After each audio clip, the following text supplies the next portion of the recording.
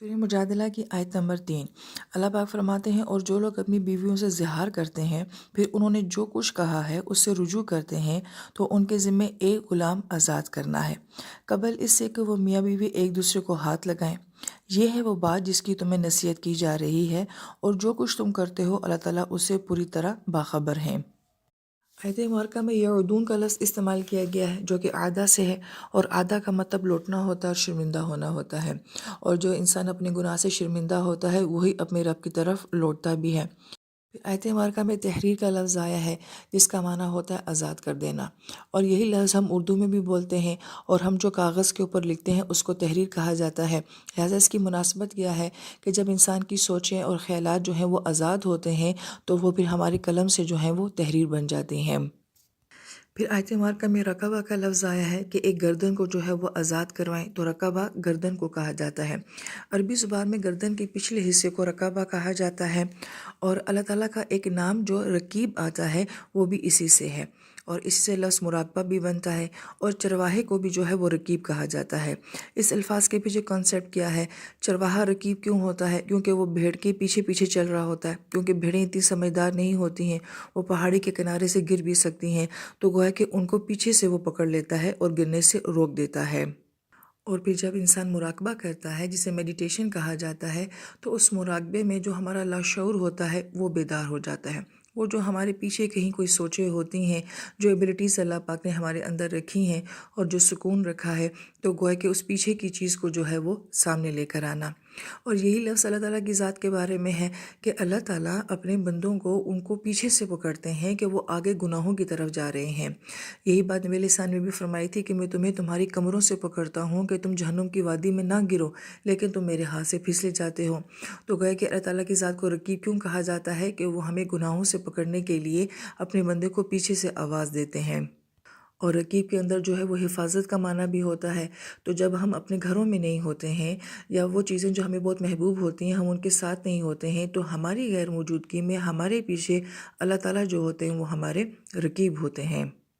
اب یہ رقبہ کا لفظ جو ہے یہ غلام کے لیے آتا ہے۔ تو پہلے وقتوں میں ایسا ہوتا تھا کہ اگر کسی انسان نے کسی کا قرضہ دینا ہے، لڑائی ہو گئی ہے، جنگ ہو گئی ہے، تو لوگ ایک دوسرے کو غلام بنا لیا کرتے تھے، اور اس قرض کے عوض میں یا اس لڑائی کے عوض میں ساری زندگی وہ شخص دوسرے شخص کا غلام ہو جایا کرتا تھا۔ پھر وہ جو چاہیں، جیسے چاہیں، جس طرح چاہیں اس غلام کو جو ہے وہ استعمال کیا کرتے تھے۔ تو گویا کہ کسی کی مجبوری سے فائدہ اٹھانا، لوگ آج بھی سوال کرتے ہیں کہ غلامی آج بھی ہے۔ تو آج اگر اس طرح کی غلامی تو نہیں ہے کہ آپ کسی کو پکڑ کے اپنا غلام بنا لیں، مگر غلامی کی شکل جو ہے وہ آج بھی چینج ہو گئی ہے۔ مثلا باہر کے ملکوں میں جن لوگوں کے پاس جو ہے پیپرز نہیں ہوتے یا ان کا پاسپورٹ نہیں ہوتا، تو گویا کہ وہ کیا ہو جاتے ہیں، مجبور ہو جاتے ہیں، تو ان سے زیادہ کام لینا، تنخواہ ان کو تھوڑا دینا، اور ان کو مختلف کاموں میں بلیک میل کرنا، ان کے حقوق کا استحصال کرنا۔ تو غلامی آج بھی موجود ہے، مگر یہ ہے کہ کسی اور شکل کے اندر موجود ہے۔ لہٰذا یہ حکم اس دور میں آیا تھا، تو اس زمانے میں تو کوئی ایسا غلام ہوتا تھا تو اس کو تو آزاد کر دینا ہوتا تھا۔ آج کے دور میں اگر کوئی انسان کسی مجبوری میں جکڑا ہوا ہے، حالات کی تنگی میں جکڑا ہوا ہے، کسی قرض میں جکڑا ہوا ہے، غلط قید میں جکڑا ہوا ہے، تو گویا کہ وہ بھی قیدی ہی ہوتا ہے۔ تو گویا کہ اس کی گردن بھی جو ہے وہ کسی نہ کسی بوجھ میں پھنسی ہوئی ہوتی ہے، تو اس کو آزاد کر دینا اس سچویشن سے، یہ بھی ایک بہت بڑا ثواب ہوتا ہے۔ اور ہمیں شریعت کیا کہتی ہے کہ ایسا غلام جو کہ نبی علیہ السلام کے دور میں ہوتا تھا، اس کو کفارے میں آزاد کرنا ہوتا تھا۔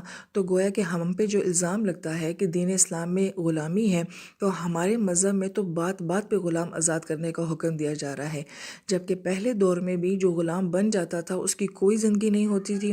اور آج کے دور میں بھی گوانتا نامو کی جیلیں ہیں، اور ایون جاپان، چائنا، یہ سارے جو کہ بہت ماڈرن اور لبرلزم قسم کے ملک ہیں، ان کے اندر آج بھی شدید قسم کی، بھیانک قسم کی جیلیں موجود ہیں جہاں پہ غلام ہوتے ہیں۔ جبکہ دین یہ کہتا ہے کہ غلام کو اپنے گھر میں رکھو، ہو سکے تو غلام عورتوں سے شادی بھی کر لیا کرو، ان سے اولادیں بھی پیدا کرو، ان کو آزاد بھی کرو، ان کو کفارے میں بھی آزاد کر دو، اور پھر ان کے ثواب بھی بتائے گئے ہیں۔ تب بھی صحابہ کرام اپنا پرسنل مال خرچ کر کے ہزاروں غلام آزاد کرتے ہیں، اور جو خود کھاتے ہیں وہ اپنے غلام کو بھی کھلاتے ہیں، بلکہ خود بھوکے ہوتے ہیں تو غلام کو بھی کھلا رہے ہوتے ہیں۔ لہٰذا گردن کا آزاد کر دینا اس کی بھی آزادی ہے، اور تمہیں تمہارے جرم سے بھی جو ہے وہ آزادی دلوا دی جائے گی۔ اور پھر علامہ شوکانی رحمہ اللہ تعالیٰ بڑی خوبصورت بات یہ بیان فرماتے ہیں کہ اس سزا کا زہار کے ساتھ کیا تعلق ہے۔ جب ایک مرد عورت کے ساتھ زہار کر دیتا ہے تو گویا کہ وہ اس کو لٹکا ہی تو دیتا ہے، اس کو غلام ہی تو بنا دیتا ہے، نہ وہ آزاد ہوتی ہے نہ وہ اس کی بیوی ہوتی ہے۔ تو گویا کہ اپنی بیوی کو تم نے جس مشکل میں ڈال دیا ہے، اب تمہیں کیا کرنا پڑے گا، کسی دوسرے کو اس غلامی یا اس مشکل سے یا کسی قید سے تمہیں نکالنا پڑے گا، تو پھر تمہاری بیوی بھی جو ہے وہ تمہارے لیے کیا ہو جائے گی، آزاد ہو جائے گی اور حلال ہو جائے گی۔ لہٰذا ہماری سزاؤں میں ہی کتنی خوبصورتی ہے، ہماری سزاؤں میں ہی، مطلب کفارہ ایک سزا ہے نا، لیکن اس سزا کے اندر بھی دیکھیں کہ دو انسان ریلیف پا رہے ہیں۔ کوئی ایک اجنبی انسان ہے، اس کی گردن آزاد ہو جائے گی، وہ کہاں کدھر مشکل پریشانی میں ہے اور کہاں سے اللہ تعالیٰ اس کے لیے آسانی لے کر آ رہے ہیں اور تم آزاد ہو گئے ہو، اور ادھر سے وہ عورت بھی آزاد ہو جائے گی۔ تو گویا کہ کسی انسان کا جذبات میں کیا ہوا گناہ جو ہے، اللہ پاک نے جب اس کے لیے آسانی کا معاملہ فرمایا ہے تو وہ بھی آزاد، عورت بھی آزاد، اور کسی دوسرے کی مشکل بھی آسان۔ پھر کون کہتا ہے کہ اسلامی سزائیں جو ہوتی ہیں ان کے اندر جبر ہے اور ظلم ہے؟ اور پھر اس کے بعد آیت مبارکہ میں آتا ہے ان یتماسا، کہ تم نے ایک دوسرے کو ابھی چھونا نہیں ہے، اس سے پہلے پہلے تم نے گردن کو آزاد کرنا ہے۔ اب یہاں پہ مفسر کرام جو فرماتے ہیں کہ مس جو ہوتا ہے، کسی چیز کو ٹچ کرنے کے یا چھونے کے لیے جو سب سے منیمم درجہ ہوتا ہے وہ مس کا ہوتا ہے۔ تو گویا کہ اللہ تعالیٰ جب قرآن پاک میں اس طرح کی سچویشن کو بیان کرتے ہیں جو کہ مرد اور عورت کے درمیان میں ہوتی ہے، کہیں تو اللہ تعالیٰ بہت بولڈ الفاظ بھی استعمال کرتے ہیں جہاں اس رشتے کی خوبصورتی کو بیان کرنا ہوتا ہے، جو آپ سورہ بقرہ میں پڑھیں گے انشاءاللہ۔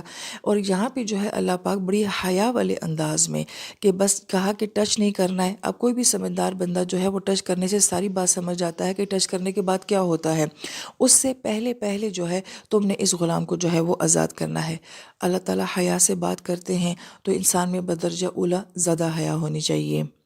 اور پھر آیت مبارکہ میں آتا ہے کہ ذالکم توعظون بہ، اللہ پاک تمہیں اس چیز کا وعظ کرتے ہیں۔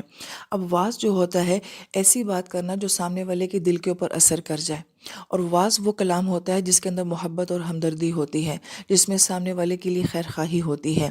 اب ہمیں سنائی تو سزا جا رہی ہے، لیکن اللہ پاک فرماتے ہیں میں تمہیں اس کا وعظ کرتا ہوں، یعنی کہ اس سزا میں تمہارے لیے نصیحت ہے، اور اس سزا یا اس کفارے میں تمہارے لیے تمہارے رب کی بہت بڑی ہمدردی اور محبت ہے کہ یہ تم تھوڑی سی قیمت ادا کر کے اپنے رشتے نہ خراب کرو، اپنے گھروں کو نہ خراب کرو۔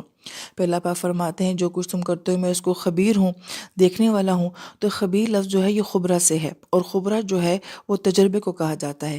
جو ہمارا تجربہ ہوتا ہے زندگی میں جو ہم حاصل کرتے ہیں اس کو جو ہے عربی زبان میں خبرہ کہا جاتا ہے۔ تو اللہ تعالیٰ یہ فرماتے ہیں کہ میں تمہارے بارے میں کیسی خبر رکھتا ہوں کہ تمہاری پوری کیس ہسٹری میں جانتا ہوں، تمہارا ماضی میں جانتا ہوں، تم بچپن میں کیسے تھے، تم جوانی میں کیسے تھے، تم باقی رشتوں کے ساتھ کیسے تھے، اور تمہارے باقی سارے معاملات کیسے ہیں۔ تو وہ ذات جو تمہاری پوری کیس ہسٹری جانتی ہے، وہ جانتی ہے کہ تم نے یہ گناہ کیوں کیا ہے اور تم نے یہ عمل کیوں کیا ہے۔ لہٰذا ہم جو کچھ بھی کرتے ہیں اس کی پوری فائل کہاں موجود ہے، وہ اللہ تعالیٰ کے پاس موجود ہے۔